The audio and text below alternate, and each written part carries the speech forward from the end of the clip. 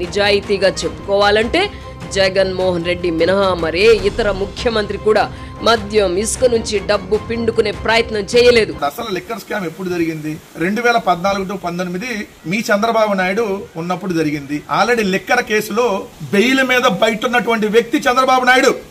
ఏ నెత్తుడు కూడి తిన్నాడని బయటకు వచ్చాడు. అనేక కుంభకోణాల్లో బెయిల్ మీద బయటకు వచ్చున్నాడు. సో ఇప్పుడు కూడా చంద్రబాబు నాయుడు గారు ప్రభుత్వంలో మద్యం విచ్చలవిడిగా ఏర్లై పారుతా ఉంది. ప్రైవేటు వారికి లాభం చేకూర్చేలాగా ప్రభుత్వ షాపులన్నీ తీసి ప్రైవేటు వాళ్ళకి ఇచ్చి ఇప్పుడు ఆ కూడు తింటుంది మీరు. ఆ కూడి నుంచి వచ్చేటటువంటి డబ్బులతో చంద్రబాబు నాయుడు గారు మీరందరూ తింటున్నారు. ఇప్పుడు కడుతున్నావు కదా ఫిలిం నగర్ లో 100 కోట్ల రూపాయలు పెట్టి నీ ఛానల్ కి బిల్డింగ్ కడుతున్నావు కదా, ఏ కూడుతో కడుతున్నావు? అది ఈ లిక్కర్ కూడుతోనే కడుతున్నావు నువ్వు. ఇప్పుడు చంద్రబాబు నాయుడు గారి ప్రభుత్వంలో ఏదైతే అక్రమంగా సంపాదించినటువంటి లిక్కర్ కూడుతో కడుతున్నావు కదా రాధాకృష్ణ. డబ్బును మాత్రమే నంచుకు తినాలని చూసేవారిని దేవుడు మాత్రం ఉపేక్షిస్తాడా? ఎవడు తిన్నాడు? నువ్వు ఎంత మంది జీవితాలను నాశనం చేసావో తెలుసు. సో వేనావాణిల సొమ్ము ఎగ్గొట్టినటువంటి నీచుడు, వాళ్ళ పేరు మీద చందాలు వసూలు చేసి ఆ చందాలను కూడా వాడుకున్నటువంటి ఓ బ్రోకర్ రాధాకృష్ణ.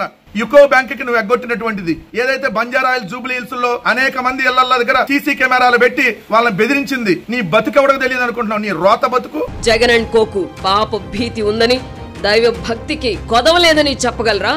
పాప భీతి ఉంటే ప్రజల రక్త మాంసాలను పడంగా పెట్టి కాసులకు కక్కుర్తి పడరు. మేము ఎక్కడా నాసిరకం మద్యం అమ్మలా. మేము నాసిరకం మద్యం అమ్మితే మరి అదే 5 నెలల పాటు ఏదైతే జూన్, జూలై, ఆగస్ట్, సెప్టెంబర్ మరి అదే మద్యాన్ని ఎలా సప్లై చేసామని అడుగుతా ఉన్నా. ఎందుకంటే అదే మద్యం కదా అమ్మింది. అదే బూమ్ బూమ్, అదే ప్రెసిడెంట్ మెడల్, అదే గవర్నర్ రిజర్వ్, ఇవన్నీ పిచ్చి మందు, కల్తీ మందు అయితే ఓ రాధాకృష్ణ, ఓ బ్రోకర్ రాధాకృష్ణ, మరి అదే మందుని పర్మిషన్ ఇచ్చినటువంటి వాళ్ళు మరి ఆ నెత్తురు కూడును ఆ కల్తీ మద్యానికి పర్మిషన్ మీరు ఇచ్చారా? మరి ఆ కల్తీ మద్యం అది అయి ఉంటే తయారు చేసినటువంటి డిస్టిలరీ మీద చర్యలు తీసుకోండి. మరి మీరు ఇప్పుడు కూడా అదే డిస్టిలరీలు ఉన్నాయి కదా.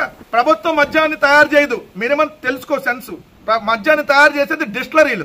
మాటకు ముందు వెనక ఆ దేవుడు కరుణిస్తే అని ఆయన అంటూ ఉంటారు. అవును, దేవుడు కరుణిస్తే అని అంటారు. మీలాగా ఈవీఎంలు కరుణిస్తే అని అనరు ఆయన. మేము ప్రజలను నమ్ముకున్నాం, దేవుడిని నమ్ముకున్నాం. సో మాకు దేవుడు అంటే భయం ఉంది, దేవుడు అంటే భక్తి కూడా ఉంది.